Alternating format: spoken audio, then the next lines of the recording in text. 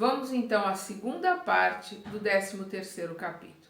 Nós vimos ali na primeira parte que o André Luiz está tentando buscar em algum lugar alguém que tenha um pensamento ali, um pensamento melhor, que esteja numa outra vibração, que esteja em oração, para ver se ele consegue insuflar alguma ideia que ele possa ajudar Marita ali de alguma forma a não cair naquela armadilha que está sendo montado, mas ele não consegue ninguém. Ele vai no banco, ele vai no escritório, ele vai no apartamento, ele vai na loja, em todos os lugares ele vai tentando fazer com que alguém possa assimilar os pensamentos dele, que ele possa mover a pessoa a fazer alguma coisa que modifique o desenrolar da história. Mas ele não consegue, estão todos ali pensando ou em sexo ou em dinheiro. Continuando aqui. Ninguém estendendo antenas espirituais com possibilidades de auxílio, ninguém orando, ninguém refletindo. Em todos os lugares, pensamentos entouçados sobre raízes de sexo e finança, configurando cenas de prazeres e lucros, com receptividade frustrada para qualquer interesse de outro tipo.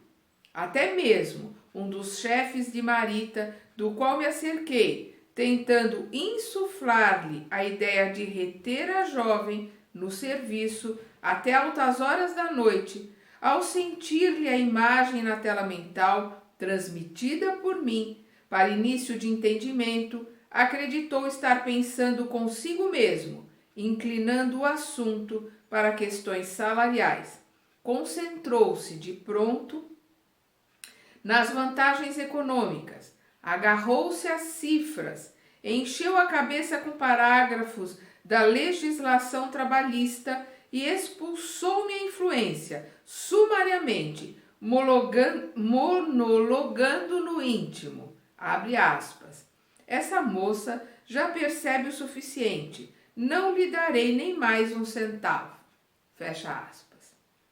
Nenhum outro recurso senão permanecer no casarão de sentinela. Inúteis as diligências.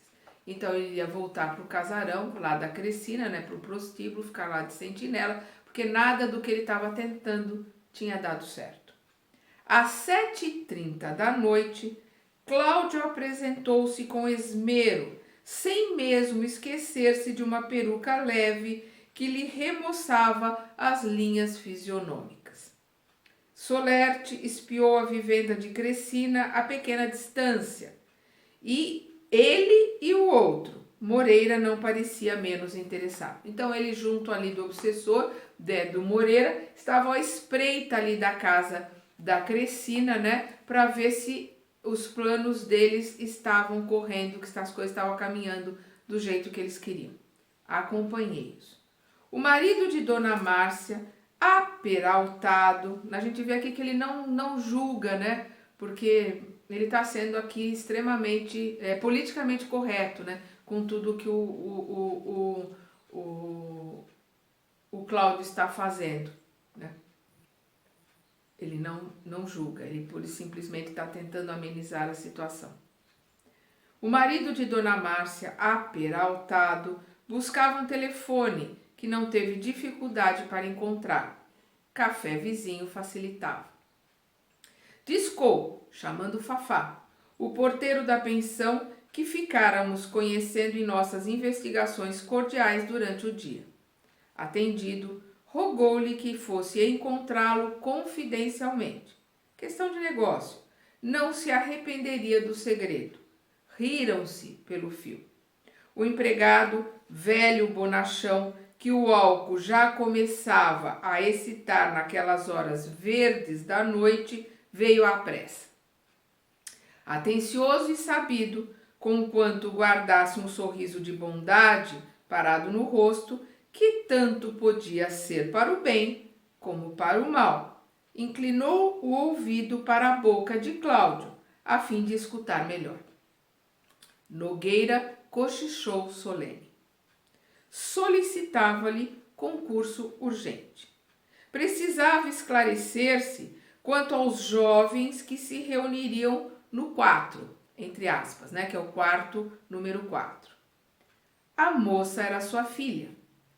Não faria barulho, não escandalizaria ninguém, mas desejava certificar-se. Nada de complicações.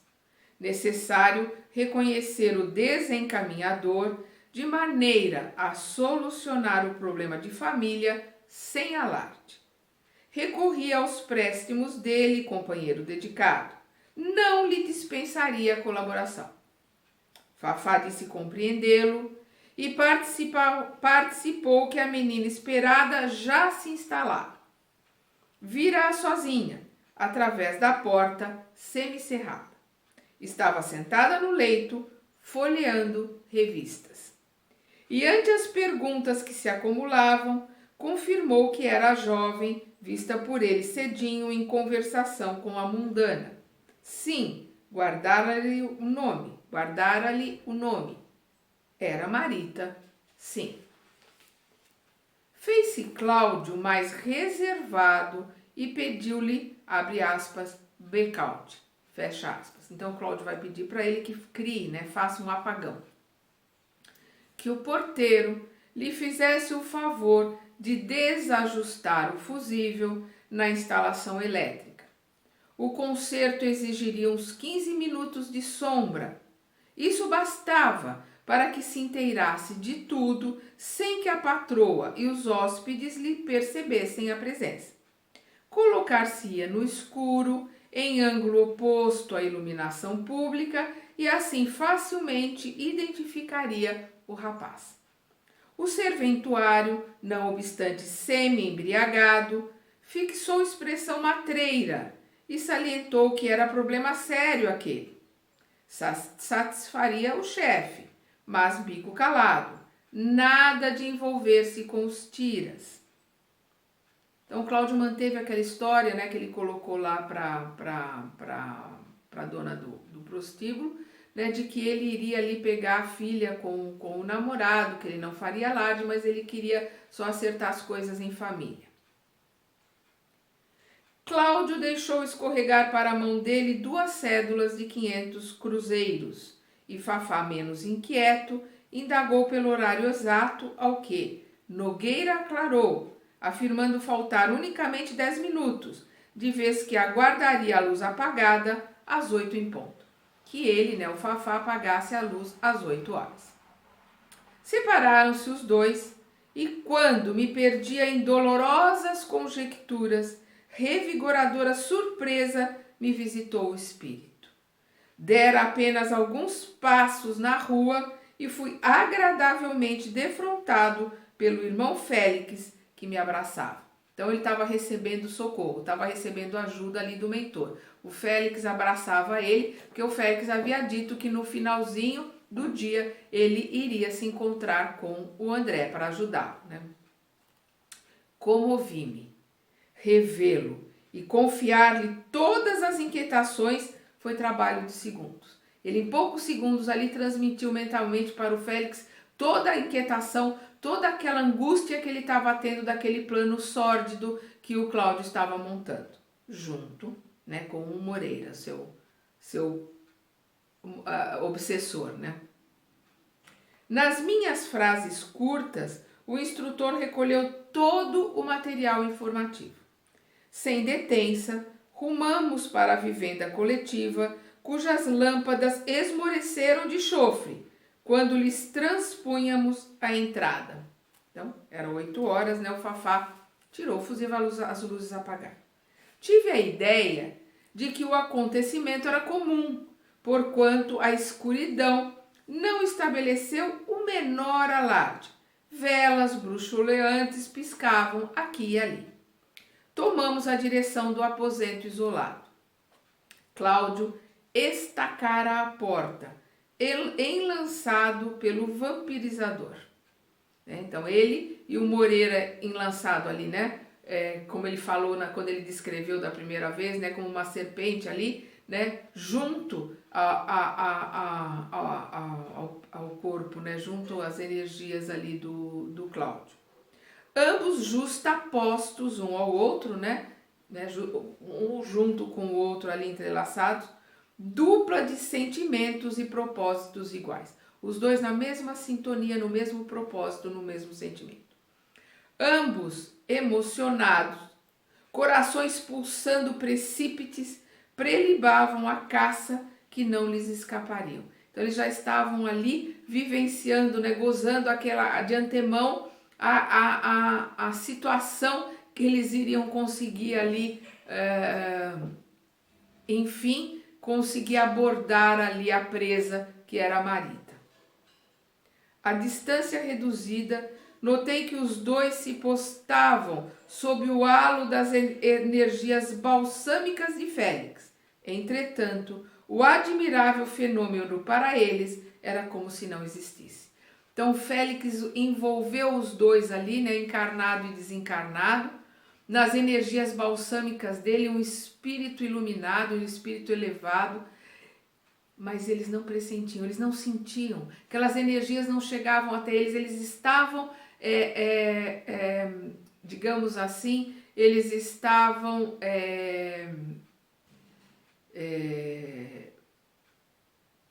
com uma couraça, né? E aquelas ideias, aquela loucuração, o prazer que eles estavam sentindo ali de violar aquela menina que era o que eles queriam, né? Aquela trama toda ali acontecendo do jeito que eles queriam, eles estavam naquela energia e estavam blindados, né? Dentro daquela euforia que eles estavam, e aquelas energias sublimes, elevadas do Félix, embora estivessem em volta deles, o Félix quisesse abraçá-los energeticamente, eles estavam blindados, não eram capazes de sentir aquelas energias.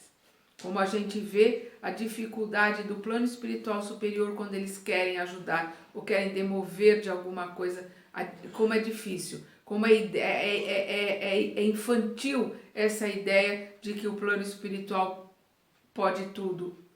Não pode. Eles são obrigados a respeitar o livre-arbítrio de encarnados e desencarnados o tempo todo. Quem não respeita o livre-arbítrio nem de encarnados nem de desencarnados são os irmãozinhos menos esclarecidos, como o caso desse Moreira aqui, né, trocando ideia, induzindo cada vez mais o Cláudio a beber, a fumar e a proceder com um ato tão, digamos,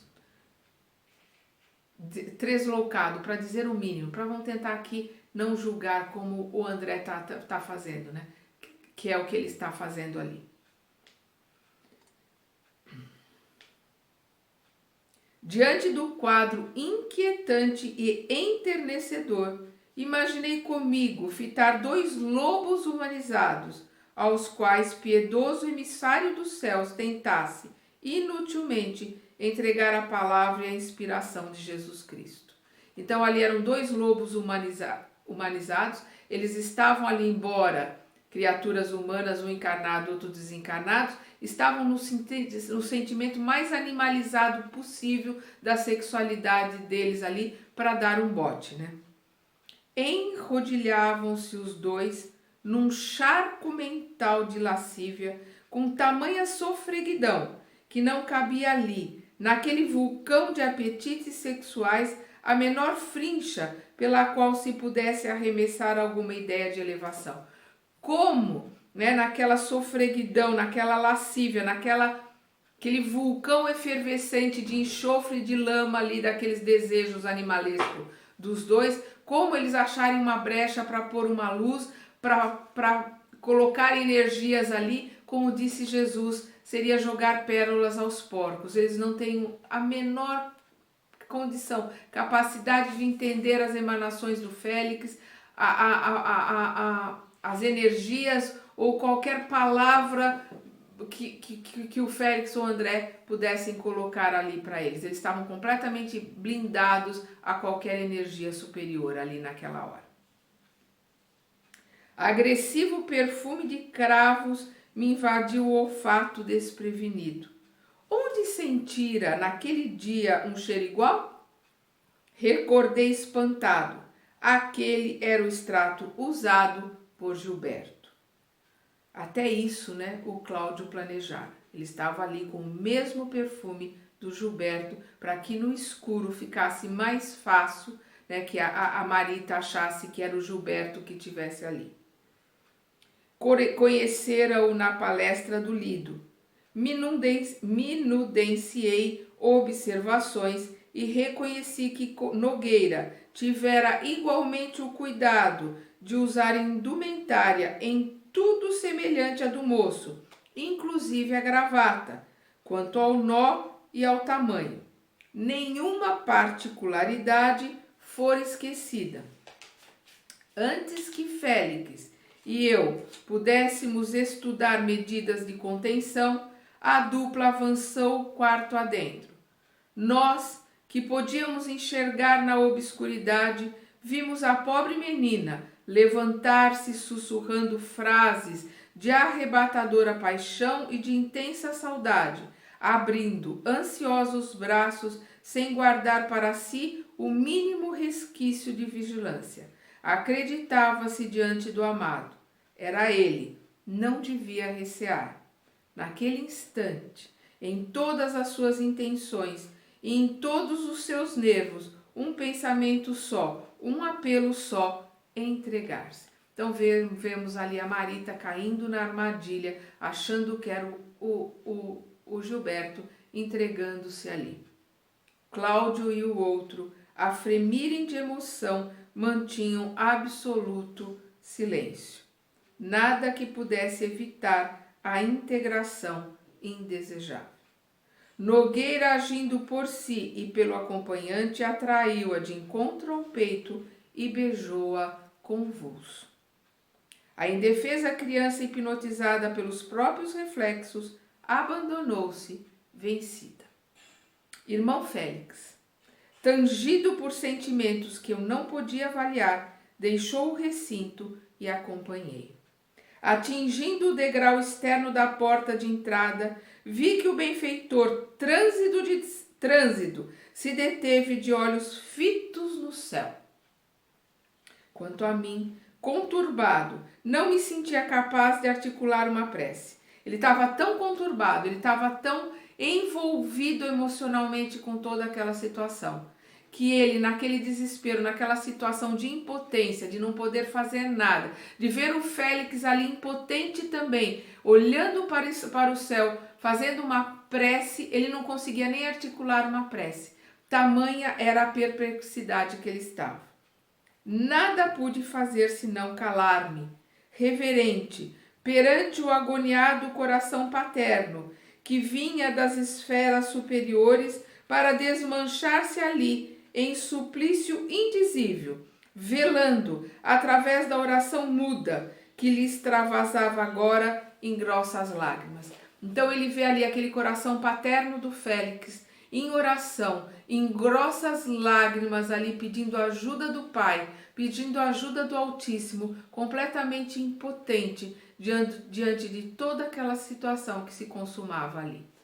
Então a gente vê como um espírito elevado também se sente impotente, também tem as suas dificuldades ali, como qualquer encarnado, como qualquer pai em desespero, pedindo ajuda a Deus ali naquela situação. Como a gente se engana com os nossos pensamentos lúdicos acerca do plano espiritual.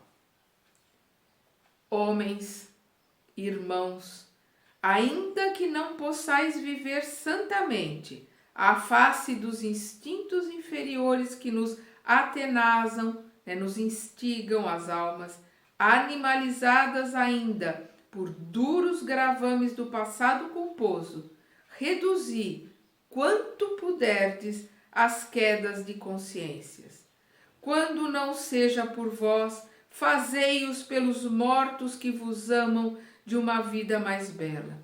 Disciplinai-vos em respeito a eles, guardiões invisíveis que vos estendem as mãos. Pais e mães, esposos e esposas, filhos e irmãos, amigos e companheiros, que supondes perdidos para sempre, em muitas ocasiões vos acompanham de perto, acrescentando-vos a alegria ou partilhando-vos a dor. Quando estiverdes a ponto de resvalar nos despenhadeiros da delinquência, pensai neles. Ser-vos-ão generosos indicando-vos o caminho na noite das tentações, à feição das estrelas que removem as trevas. Vós que sabeis reverenciar as mães e os mestres encanecidos na abnegação, que ainda respiram no mundo, compadecei-vos também dos mortos, transfigurados em afetuosos sirineus, a nos compartilhem as cruzes das provações merecidas em dorido silêncio, quando muitas vezes não somos dignos de auscultar-lhes os pés. Então, o que ele está colocando aqui? Embora a gente aqui na Terra somos mesquinhos, crianças, somos imperfeitos, que a gente pense muito antes de uma delinquência, pense naqueles que se foram, porque eles estão orando por nós, eles estão velando por nós. Pense nos nossos mentores, né, os nossos anjos guardiões, que estão sempre junto a nós, buscando o auxílio deles, para que possamos nos afastar das tentações. Que a gente possa pensar nesses sirineus. Sirineu foi aquele que ajudou Cristo a segurar a cruz, porque esses irmãos, amigos, a espiritualidade amiga, a nossa família espiritual, o nosso mentor, estão sempre por perto para nos ajudar a segurarmos, a levarmos a nossa cruz. Que antes de fazermos uma besteira, uma bobagem, uma delinquência, que a gente pare um minuto e ore, porque eles vão estar por perto e vão nos dar forças para que a gente se afaste do caminho das tentações que nós estamos caindo ou estamos caminhando. Diante de Félix, em pranto amargo, meu coração imperfeito e pobre passou então a recorrer ao Evangelho e confortei-me ao lembrar que Jesus, o divino Mestre, fora também o amigo sensível e carinhoso ao chorar um dia na terra ante Lázaro morto. Então ele lembrou do Evangelho, lembrou de Jesus, lembrou que Jesus também não pôde tudo quanto queria, né? Não pôde fazer o quanto queria, não pôde nos melhorar o quanto ele queria, que nós estamos aqui 2000 anos depois, ainda tentando aprender os ensinamentos que ele nos trouxe. Decorridos quase 20 minutos de expectação, a luz reapareceu. E ouviu-se um grito agoniado